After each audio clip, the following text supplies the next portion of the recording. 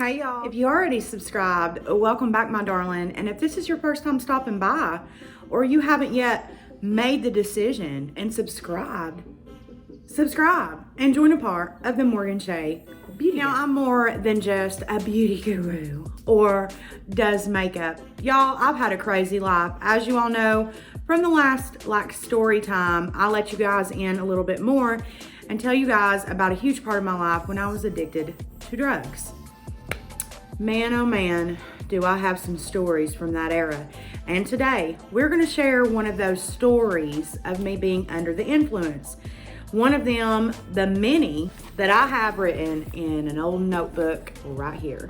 So today, we are going to share a day from 2012 from this edition. Let's go ahead and get started. So we are wearing the Harley Davidson shirt to commemorate this moment. We're also using the Harley Davidson turbis to commemorate this moment for me to tell you guys this story. Now, like I mentioned in the I'm an Addict story where I open up to you guys and tell you guys a little bit, let you all in a little bit more on my life, I let you guys know that addiction is not a game and it's not funny, okay? It ruined my life for years and took control of my brain. Now, are there some times during that now I can look back and I can laugh? Yes. But I want you to understand the importance that even though this is going to come off as funny, drug addiction is very, very serious and should not be taken lightly. So I do just want to go ahead and mention that now. In no way, shape, or form do I condone drug use. And if you do need help or know someone who may need help, there's going to be a number on the screen right now that you can call to talk to counselors or for treatment. Now, let's go ahead and get into the story time of me stealing my boyfriend's Harley. So, like I said, we're in 2012. Morgan is in the, I would say, not the peak of drug use, but I'm on my way up the mountain, okay? I'm highly, highly addicted to painkillers at this point. I'm not going to say which kind, but it was one of the stronger painkillers that you can get. And I start dating this guy, real macho guy. I was into him. He had muscles and he had tattoos and he was just my vibe for sure. Now, the problem was, not only was this guy cute, not only did he have money, but he also was a drug dealer. That's how I met him. He was a drug dealer. And so one in particular night, I was with him all the time because he had drugs. He'd give them to me he would be like, if you stay again, I'll give you 2 or 3 more. So I'd stay all the time. Now, this one in particular day, we had gotten into an argument because he was getting upset that I was going to my mother's birthday. This is a true story. And he was like refusing to give me a ride. In 2 years, I had already lost my car, you guys. So I was either dependent on other people to give me a car or a ride, or I was borrowing somebody's car or taking a cab, like for real. Like it was already bad within 2 years of drug use. So I'm like, please, like, give me a ride. It's my mom's birthday. I want to go. He's like, I'm not taking you. Like, you're not going. I'm not taking you, whatever. I'm like, okay, whatever. Well, the next day was actually her birthday. That was the day that I needed a ride up there. And he ends up going to work. And the only form of transportation left there was a motorcycle. Well, a friend of mine ends up coming over real early in the morning. We end up getting high. And she leaves. And I'm like, you know what? Forget it. I'm gonna go and I'm gonna take his motorcycle. I finally get it started. I hardly remember this moment. I remember the end portion, but the beginning portion's kind of fuzzy, but I do remember getting it started, obviously, because I drove it. I tried backing out of the driveway several times. The neighbor was watching me do this, okay? Like I said, you guys, I was on drugs at this time. I was high. And so to me, I think that I'm normal. Like, nobody's gonna think nothing weird. This is normal.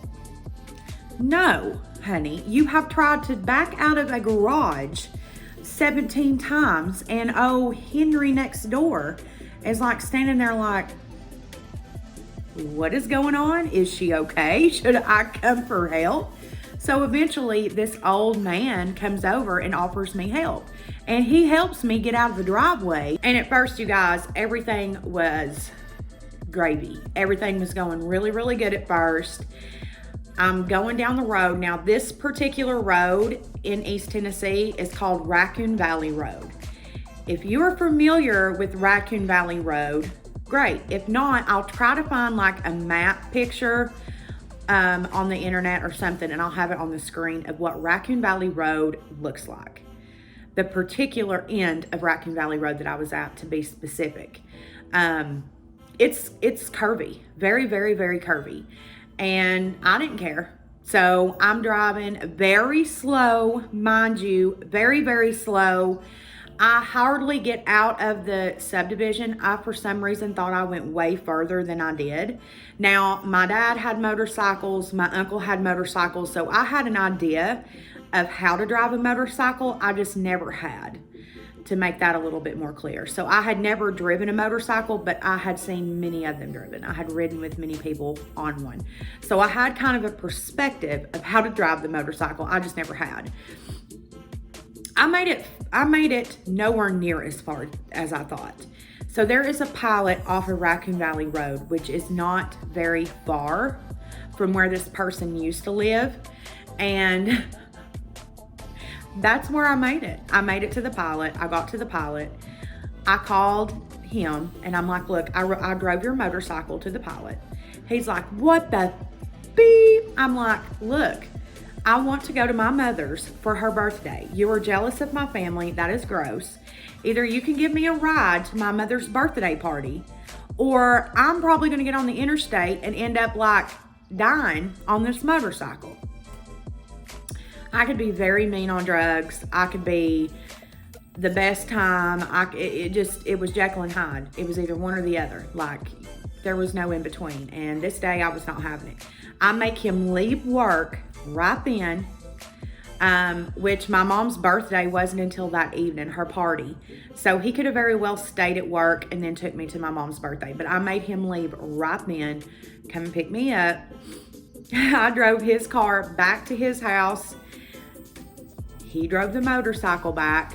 But yeah, you guys, I literally stole this man's motorcycle. And because he was on drugs as well, he didn't at first when I called him, he was like, what the fuck? But when he got there, it was like nothing had even happened. And that's the problem. When you're on drugs, like, big deals when you're high doesn't seem that big of a deal. It seems completely normal. Or it might not seem normal, but you're not going to flip out about it like somebody who isn't high would. You know what I'm saying? So there's a little bit of an extension to this story. So I didn't see this guy much longer after the whole stealing his Harley thing. But a little while down the road, he started like talking to this other girl, and I knew about it. And the thing about it is if I was staying there with him, he would be fine. He would be perfectly okay. But he wanted me to like stay there all the time. Like, would hate for me to go to work, would hate for me to go to my friends, would even hate for me to be around my family. Like, it was weird. And the thing about it is, when you're high, you want to be in charge. Like, nobody else is in charge of me. I'm in charge of me. You can't tell me nothing. Absolutely not a thing. And so I find out he's talking to this girl and I'm not there. So I'm like, okay, well, I'm going to just show up and see what's going on. Well, I show up and he is standing outside of his house, leaning on his car with no shirt on, like he was waiting on somebody. Just like leaned up against the car, like posing kind of. And I pull up and I'm like, what are you doing? Are you waiting on GQ? Like, what's going on? And he's like, oh, hey, baby, I'm so glad you're here, da-da-da-da-da. I'm like, oh, are you? Yeah, cool. I was like, let's go in, let's do a little something. So we go in, we do whatever, drugs. And all of a sudden, there's a bang, bang, bang at the door. Now, a friend of mine let me use her car to go there. So when this girl knocks on the door, she doesn't think it's me.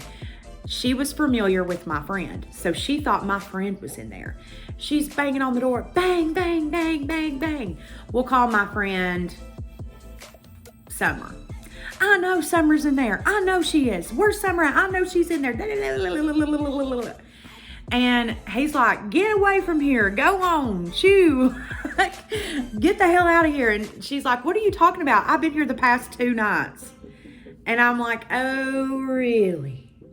Oh, really? And he's like, I'm sorry. I just can't stand to be alone. I hate it when you leave. Da, da, da, da, da. And needless to say, I was an idiot and I was on drugs. So I still stayed with him probably another half of a month or something. But it didn't work out. When you're like that and you're in that space in your head, like you can't stay one place for too long. Like you get bored really, really easy. You have to continue, especially when you're on uppers like I was. It's continuously like go, go, go, go, go, go, go, go, go. You cannot like stop pretty much. So yeah, you guys, this is just one of the small stories from when Morgan was under the influence of painkillers. So yeah, again, drug use is not to joke about. It is to be taken extremely serious.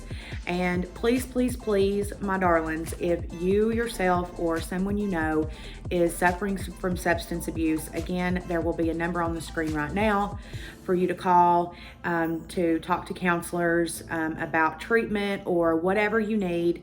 I love every single one of you guys so very much. And for those of you who message me talking about how you're in sobriety and you're sober, I just want to say a big congratulations to Brand.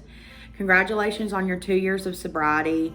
I also want to say to Amber, congratulations to your husband for 12 years of sobriety. I also want to say to Christy, congratulations on 30 days sober. That is so awesome. Awesome, awesome news. Congratulations, dear. I'm so happy for all of you guys.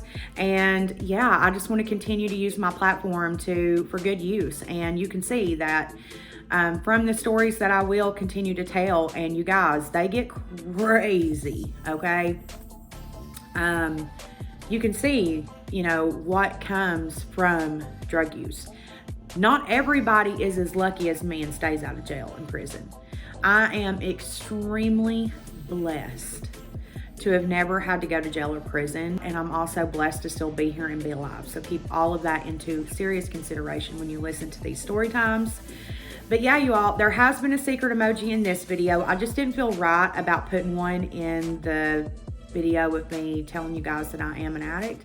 But yeah, there's been a secret emoji in this video, and y'all want to be going back and watching videos and putting a secret emoji, because y'all, we are probably within days away from it. Last time I checked, I believe we were at 93 subscribers, so we're getting almost to 100. So I want all of you all to be subscribed. And yeah, be sure to like this video to help your girl out. And also my social medias are all linked down below for your convenience. Do I have any other news? I don't think so. I think that's all the news. So yeah, and until next time, bye.